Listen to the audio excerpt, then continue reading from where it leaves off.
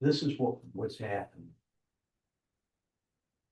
After we got involved to some extent on this, I thought it would be best to do it this way.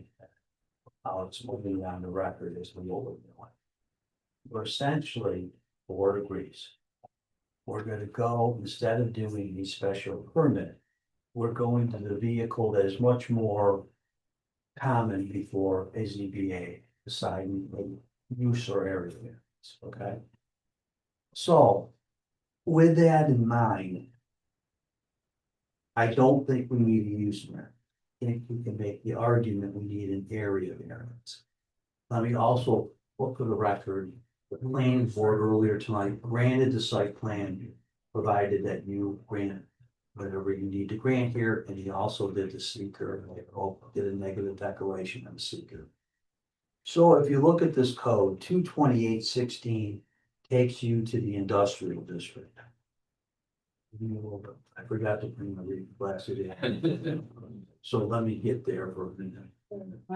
No, yeah, actually bring that on out there. Please, I can see what.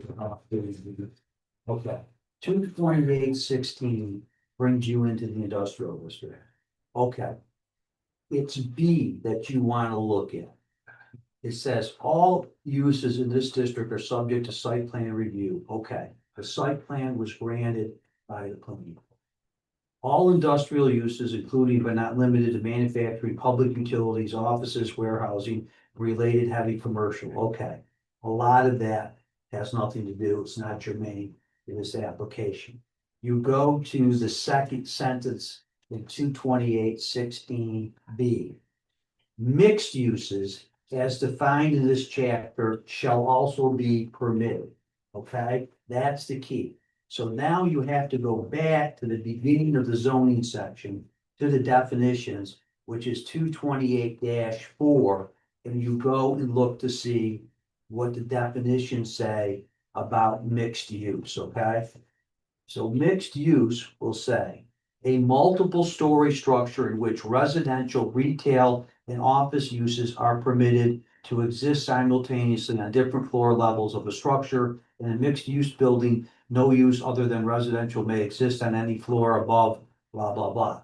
So what you're gonna do now is you're gonna get the applicant, instead of a special permit, is gonna say, no, I want an area variance. And what you're varying from is the requirement, instead of having a multiple story, you're going to only have one story, which in fact makes the variance a little bit easier to get because you're lessening, although you're varying from 22816B via 228 section 4, the definitions, okay? Then even more to the point that should make the area variance a little easier. It's my understanding that there isn't any residence or residential use in there at all. So then all you're doing is doing the variance via the area variance to allow for this on a one floor structure, because it's gonna have offices and other, I would say, i.e. type of commercial type of uses. I'm looking at Mr. Kilmer because after tonight, you're gonna be the one doing it. But I think that's the way you can do it. Mike, you understand that? Yep. Okay, because I know I wasn't able to get a hold of you.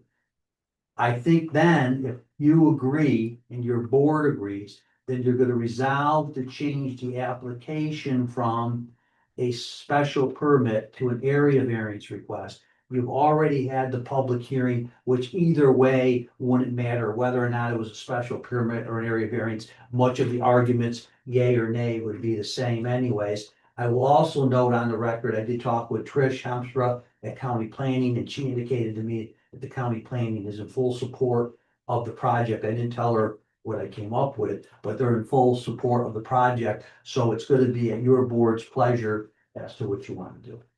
All right, Thank you. Yeah, you're welcome. Do we need a motion to change it from a special use permit request?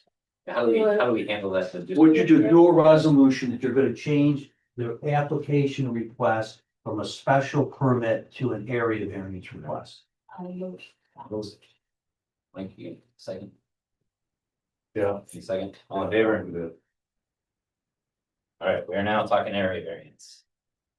And it's on the fact that you're going from multiple to one story Yeah. without residential. Yes. Gentlemen, You know, so do we have to go through these other steps still? I mean, everything, go through we the did. 5 criteria. no, we have to do the balancing test. Do Yeah, we all have that to go down. through explanations and everything.